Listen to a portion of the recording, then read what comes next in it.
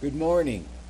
Welcome to another edition of Publisher Ask Author of Culturally Different. My name is Dale McKinnon.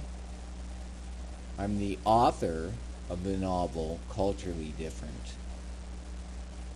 I am going to do another reading today, which will be the second reading of the series Publisher Ask Author of Culturally Different. Here is the second reading. She turned her head, waiting for John to make her drink. As much as she didn't want it to happen, it did. Her thoughts returned, and she started wondering what she would do. It was time for a change. Should I settle down and have a family? She wondered. Should I spend some money and travel? She wasn't quite sure what she would do. She wasn't even sure about what she really wanted to do. It wasn't the best time for her to make potentially life-changing decisions. But she was leaning toward the traveling option. She had a couple of years before she had to worry about having a family. Her drink arrived, and she turned her attention to Sherry. Janice's conversation with Sherry was getting more animated. The liquor was getting the better of her, but she didn't mind. She started to talk to Sherry about the corporate world and how those in charge seemed to play the game. Bitterly, Janice said, they don't necessarily deserve where they're at. They've put in their time and have played it cautiously the whole time.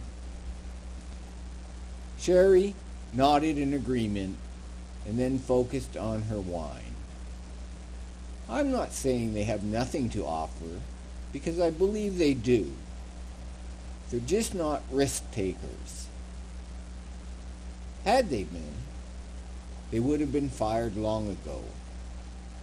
Sherry found herself in over her head. She had nothing to offer. Her life had been at home raising her children. She had left this corporate stuff to Bob, her husband. He was a lawyer and provided their family with a financially secure lifestyle, one that Sherry had grown up to enjoy. They had a comfortable home on a big lot.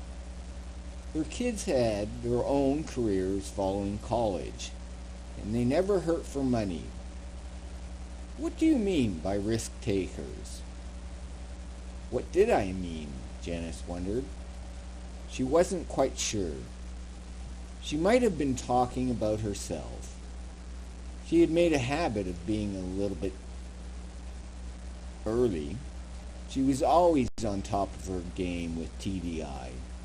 Her colleagues knew little of her life except when she chose to let them know. She went to the corporate functions.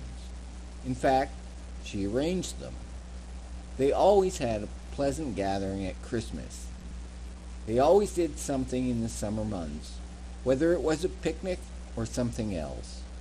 One of her favorites was roasting a lamb on a homemade spit over an open fire. Most of the people at TDI attended these. Maybe I could be accused of the same behavior, she thought.